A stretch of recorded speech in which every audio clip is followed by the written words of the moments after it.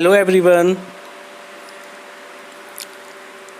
Chapter first the girl with a basket और last paragraph है ये हमारा। और लास्ट पैराग्राफ को अच्छे से पहले समझते हैं, उसके बाद में फिर हम जो बोर्ड में आने वाले जो इम्पोर्टेंट है उन पैराग्राफों के बारे में बताएंगे कि कौन से पैराग्राफ है जिनमें से आपके रेफरेंस कॉन्टेक्स्ट एक्सप्रेशन बनाने के लिए आएंगे। तो देखिए, माई आर्म वर फुल, मेरे हाथ भरे हुए थे। आई हैड नो रूम, मेरे पास कोई रूम नहीं था। Let along any need for another basket, एक अन्य टोकरी के लिए ना तो मेरे पास जगह थी और ना ही आवश्यकता थी। Balancing my basket and fans on my left arm, मैंने बाएं हाथ पर अपनी टोकरियों और पंखों को संभाल कर I reached into my right coat pocket and got a handful of changes. मैंने अपने दाएं हाथ वाली कोट की जेब में हाथ डालकर मुट्ठी भर रेजगारी निकाली। Perhaps 15 cents in all, शायद कुल मिलाकर 15 सेंट थे। Which I deposited in the basket that the young girl had imploringly before me, जिन्हें मैंने उस टोकरी में रख दिया जिसे वह छोटी लड़की मेरे सामने प्रार्थना पूर्वक पकड़े हुए थी। Before me I tried to explain that I could not buy the basket but extended the gratuity as a substitute, मैंने उसे ये समझाने का प्रयत्न किया कि टोकरी नहीं खरीद सकता किंतु उसके बदले में धन का उपहार दे रहा हूँ। ये इसकी हिंदी दी है, लिखी हुई है हमने। चाहे तो स्टूडेंट यहाँ पे पॉज लगाकर अपनी हिंदी को नोट कर सकते हैं। उसके बाद का नेक्स्ट पैराग्राफ जो उसका रह गया है फिर वो कंटिन्यू करते हैं।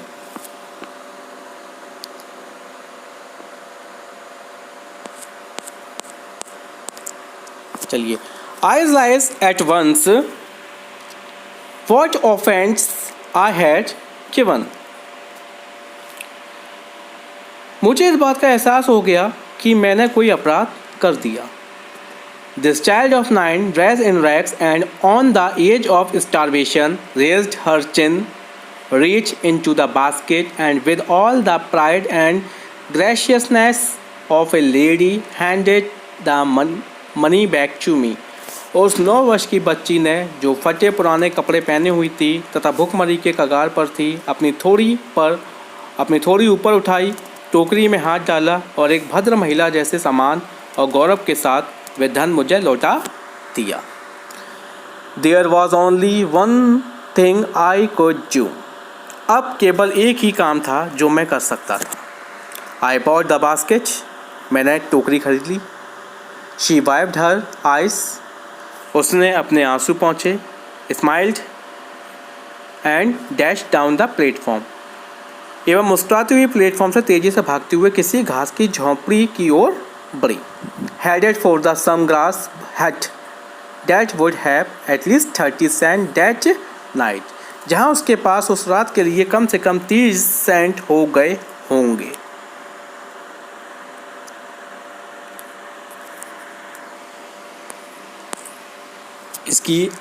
इस पैराग्राफ की ये हिंदी दी है, आप इसको यहाँ से नोट कर सकते हैं।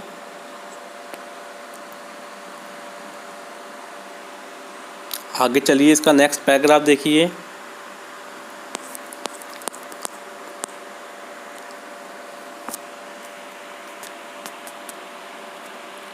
I told this story to Prime Minister Pandit Jawaharlal Nehru, मैंने ये स्टोरी पंडित जवाहरलाल नेहरू को बताई। I told him it was one reason I had fallen in love with India.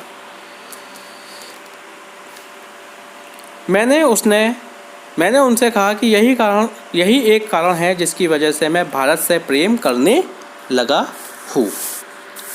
The people I saw in India, those in village as well as those in high office, जो लोग मैंने भारत में देखे, चाहे वे किसी गांव में थे या ऊंचे पदों पर आसीन थे, वे स्वाभिमान एवं अच्छे व्यवहार और अच्छी नागरिकता की भावना से ओतप्रोत थे, यानी कि भरे हुए थे।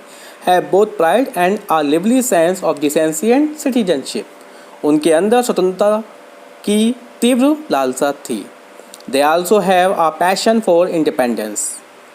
उनके अंदर स्वतंत्रता की तीव्र लालसा थी। This beautiful child born in a squalor and poverty, uneducated in both grammar and manners, had given me a glimpse माना झलक, glimpse of the warm soul of India।